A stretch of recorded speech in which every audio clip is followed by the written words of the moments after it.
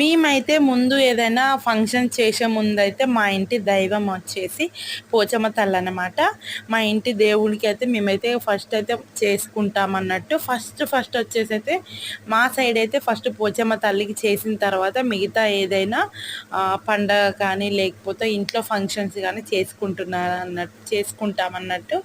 ఎందుకంటే next day అయితే మా పాపకి చెవులు ముక్కులు అన్నమాట. అందుకని చెప్పేసి అయితే ఇంకా పోచమ్మ తల్లి దగ్గరికి అయితే వెళ్ళాము. ఇంకా అలా అని కాకుండా ఇంకా ఫస్ట్ ఇలాగ పొలం పండించే ముందైతే ఊర్లో వాళ్ళందరూ అయితే ఇక వర్షాకాలం వచ్చిందంటే చాలు పొలాలు అయితే పండిస్తారనమాట. అందుకని చెప్పేసి అయితే ఈ పోచమ్మ తల్లికి ఫస్ట్ మొక్కు పెట్టుకున్న తర్వాత ఏదైనా స్టార్ట్ చేస్తారన్నట్టు.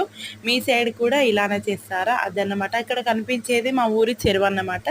ఎలా ఉంది మా చెరువు, బాగుందా? వ్యూ చాలా బాగా అనిపిస్తుంది కదా. ఇదేనండి పోచమ్మ టెంపుల్. నేను మా వీడియోస్లో చాలా టైమ్సే పెట్టాను, మీరు చూసే ఉంటారు. ఇలా చెట్టు మధ్యలో వెలిసిందనమాట. సారీ, ఆ పోచమ్మ తల్లి బాగుందా? ఉంటే కనుక కామెంట్స్ చేయండి. ఇక్కడ వచ్చేసి అయితే వచ్చింది శేఖర్ మామ, అదేనండి జ్యోతిపిన్ని వాళ్ళ అన్నయ్య అన్నమాట. ఇంకా కోడి కట్ చేయడానికి అయితే వచ్చాడు మాతో పాటు. అండ్ మా వీడియో చూస్తూ వెళ్ళిపోకుండా మా ఛానల్ని ఒక సబ్స్క్రైబ్ ఇచ్చి అండ్ ఒక లైక్ కూడా చేయండి.